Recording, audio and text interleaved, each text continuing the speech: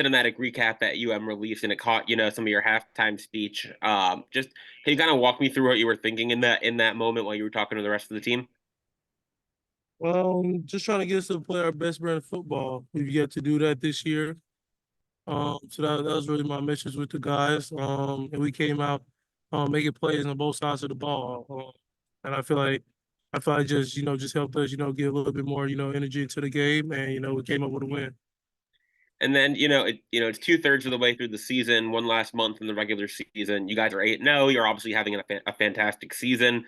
Do you ever get to take time to like reflect on just how far you've come, personally, and how far you guys have come as a team?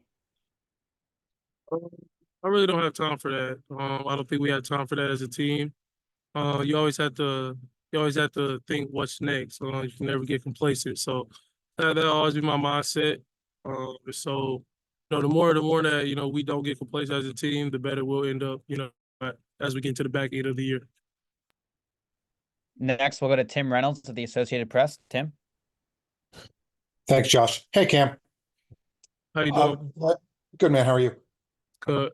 Well, the school, I guess, officially has started the campaign about the Heisman now, and schools have to do that now. It didn't used to be that way, but obviously now it's, you've got a market, and you understand all that, of course. And I'm curious what you thought of the rollout, what you thought of the video, and how you're letting this affect you or not affect your thinking in every way, knowing that people are just going to keep talking about it up until December 14th.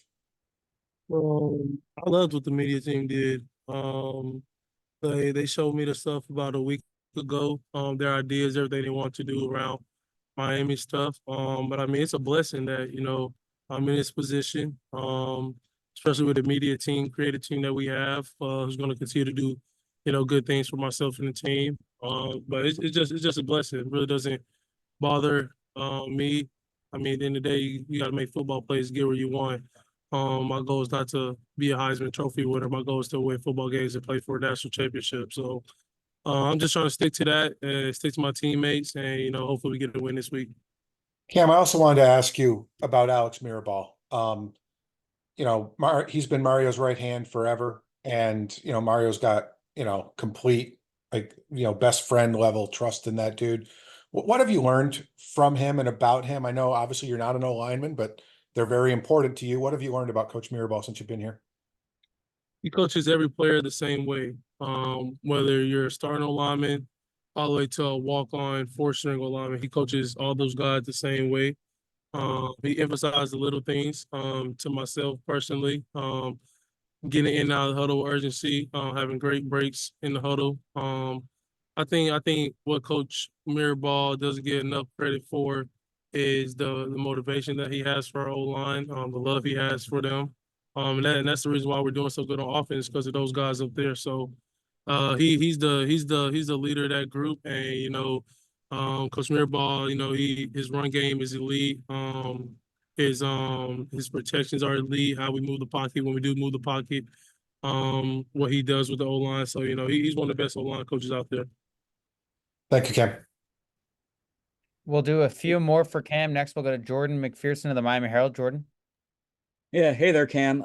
We've seen you putting up otherworldly numbers throughout most of the season. For a game like Saturday against FSU, where maybe just the pure numbers don't reflect what you did out there, what does a game like that show about what you're able to do for the team when, again, maybe the numbers don't reflect what you did? I think it just showed that we're not a one-dimensional offense. The first, I could say, 2-3 games, our running game didn't have the numbers like it's been having the last couple of games. And that's because the receiving core we have. So we're not. I think the biggest thing that game shows that we're not one-dimensional. We really want to run the ball every down. We really can. The O-line, they be mudding. So they the reason why we're able to do what we do on offense. So the game like that is actually kind of just weird in a sense of when we actually watched the tape, we didn't get as many drives as we normally get throughout a game. We got less drives, and we were still able to capitalize on 7 of 8. So we were still able to move the ball efficiently. If it ain't broke, don't fix it. We can the ball and they're not stopping it, we're gonna keep on doing it. And just wanted to get your thoughts on Duke now as you guys look forward to them on Saturday. Just what have you seen from their defense on film? Good sound defense for sure. Their D line, they're very athletic. Their linebacker core, their defensive backs very athletic. They do a lot of different looks on third downs. Their blitz packages are pretty good. So I'm just excited for the challenge. To go against a good football team in them. So it's at this time of the year, you gotta really put your big boy pants to play football. So we just trying to go out there and execute plays. Next, we'll go to Matt Trudell at Kane Sport. Matt. Yeah, hey Cam. So I was curious, is there a sort of a rhyme or a reason why maybe the tight end passing game production's been a little down the last couple of games? And can you also just talk about, just the level of extreme talent in that room a little bit? I don't think it's more of why the level is down this game. I just think it's more of like who's open. The tight end isn't the first read on some of our pass game concepts.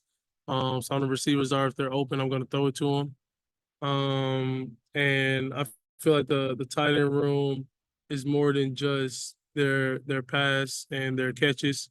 They're good in the run game. They're good in check down. I think that's one area that Royal doesn't get much credit for is his check down game, what he can do after the ball gets in the hands.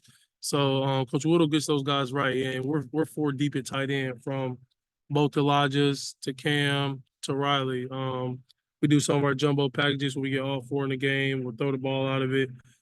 So it's just a mixture of both worlds. So that tight end room is good. Next, we'll go to Brian the Beast London of Nature of the Beast. Brian. Hey, Cam, appreciate you taking the time. Just, when we speak to you after games, even if it's a game where you have, a billion yards, a bunch of touchdowns, you're always very level-headed, and you don't seem, really, sometimes you're not satisfied, even if you've had a great game. I'm just wondering how that plays in your hunger to always get better, plays into your performance and your preparation every week. It plays a lot into it. You got to remember at the end of the day, I was a 0-star recruit, so I don't think I'll ever be satisfied no matter where God and football takes me. I just want to go out there and make plays with my teammates at the end of the day. I enjoy playing football. I love playing football. So I just think me just staying in the moment, every chance, God puts me on the field is the best place for me. Thank you so much. We'll do two more. The last two for Cam. We'll go back to Adam Lichtenstein of the Sun Sentinel. Adam.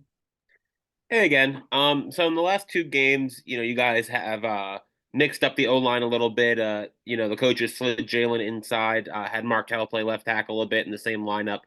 Just what were your thoughts on that lineup and what benefits does that lineup bring? If that's what's best for us, I'm good with it. And we're probably gonna do it this week too. You talk about the O-line, I think statistically we maybe have 12, 13 sacks. I've had about 4 bad sacks. So they're playing good ball. So if it ain't broke, don't fix it. This is a top 5 O-line in the country. So whatever we're doing is obviously working. It's working in the pass game. It's working in the run game too. That's why we're such a good offense. So we're gonna do what's best for the team. And if that's more guys getting reps and we're splitting reps, that's what we have to do to win. That's what we're gonna do. We'll wrap up for Cam with Tim Reynolds of the Associated Press. Tim. Hey, Cam. Coach Dawson, in fairness, he was not really serious when he said Monday that there's probably going to be some problems going forward with Elijah wanting to throw more passes and you wanting to catch more passes. But what was your reaction when the Texas call came in for that play? And how neat was it to finally have an opportunity to pull that one off? I knew it was a touchdown as soon as he called it. In practice, we were 2 for 2 with tutties. So I know the game we're gonna get another one for a touchdown. I'm just glad I finally got to catch one. Everybody else catching touchdowns this year. I'm just glad I got my name in the paper. Yeah, to be clear, there is no quarterback controversy, correct? I hope not right now, man. I don't want to have to worry about Elijah. He did throw a seed though, so we'll probably give him another opportunity. He got a better ratio than X right now though. Thank you, Cam. Appreciate Awesome, it. Cam. Appreciate your time and good luck on Saturday.